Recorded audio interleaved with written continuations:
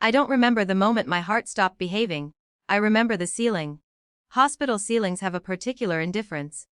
Square panels. Fluorescent hum.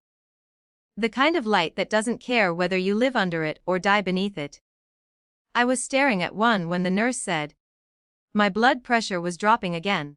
After that, things moved quickly. A cardiologist leaning over me. Someone saying, "Prep R." The cool pressure of oxygen over my face. What I know about the phone call came later. During surgery, there were complications. An arrhythmia they hadn't predicted. The hospital called my listed emergency contacts my parents. No answer. They called again. My sister picked up. According to the nurse who told me days later. My sister didn't ask questions. Didn't ask what had happened. Didn't ask if I was conscious.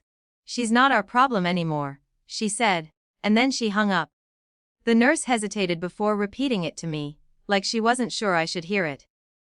As if there were a softer version available. There wasn't. When I woke up in recovery, my chest felt like it had been unzipped and stitched by someone who didn't have time for precision. Tubes, monitors. The slow metronome of machines insisting I was still here. No one familiar stood at the foot of the bed. I didn't expect flowers. We weren't that kind of family. But I had expected something. A text, a missed call, a trace of panic. Instead, when I finally had enough strength to hold my phone, I saw a notification. A photo, my sister's account, she and my parents at a cafe patio, sunlight warm on their faces. My father's arm draped around her shoulders. My mother mid-laugh. Mimosa glasses raised. The caption "Living Our Best Life." The timestamp overlapped with my surgery window. I stared at it for a long time. Not because it shocked me, but because it confirmed something I had been trying not to name for years. I had always been the difficult one. The one with medical appointments. The one who worried too much. The one who made things dramatic. My symptoms were inconveniences. My pain was an exaggeration. When I moved out 2 years ago after an argument that ended with my father saying, "If you don't like it here, don't make it our responsibility," something shifted. Communication thinned. Invitation stopped, but I never thought it would extend to this. Not to a hospital bed. 3 days after surgery, my uncle came. He didn't rush into the room with Kitty. He knocked, stepped inside, and pulled a chair close to my bed like he was preparing for a meeting rather than a reunion. "You look like hell," he said gently. "Accurate." He nodded. Then he placed a large envelope on the rolling tray beside me. "You need to see this before you decide what to do next." I didn't understand what he meant until I opened it. Inside was a notarized copy of my grandmother's amended will. Updated 6 months ago. I had known she was revising things. She and I spoke often, quiet phone calls about her garden, her arthritis, the way the house felt too big. She had asked questions about my living situation, about my health. I hadn't realized she had been watching more closely than I thought. The amendment was clear. Medical proxy reassigned, primary beneficiary of her house and savings, me, my parents' share reduced to a fixed, modest sum. The date was after the argument that led to my moving out. She heard things. My uncle said carefully. Conversations. Your sister complaining about you being exhausting. Your father saying you'd figure things out alone. I swallowed. She didn't like that. My uncle didn't say she was disappointed. He didn't say she was angry. He just said, she believed in accountability.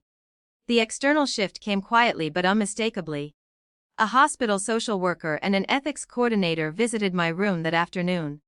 They explained that my emergency contact file had been reviewed after the refusal to engage during a surgical complication.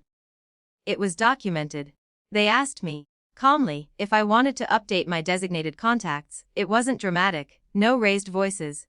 Just paperwork, a clipboard, a line for a signature. But the act of crossing out my parents' names felt heavier than the surgery itself.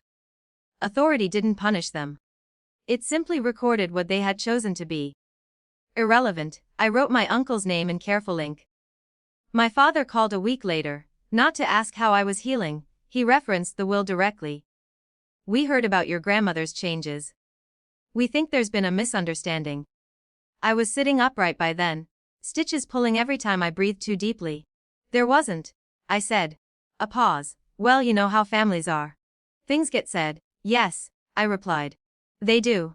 He didn't apologize. He shifted tone instead. Practical. Strategic. We should sit down and talk about how to handle the property. I looked at the discharge paperwork on my lap. Follow-up appointments.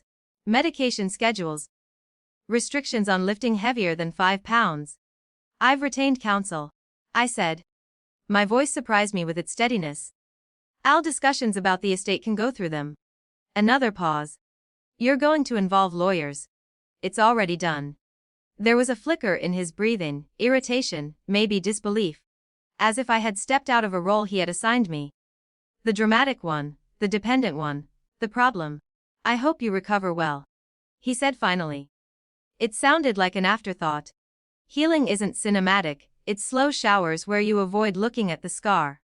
It's learning how to climb stairs again without your heart racing. It's cardiology fallouts where the waiting room smells faintly of antiseptic and coffee.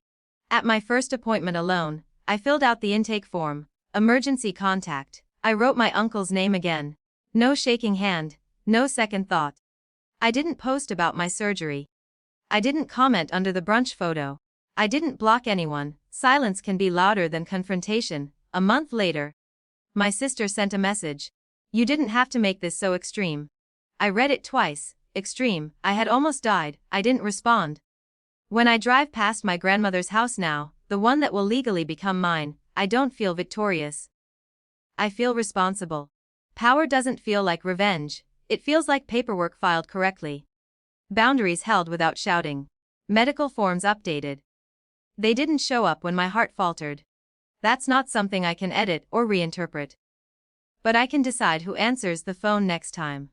And that decision, quiet and documented, is mine.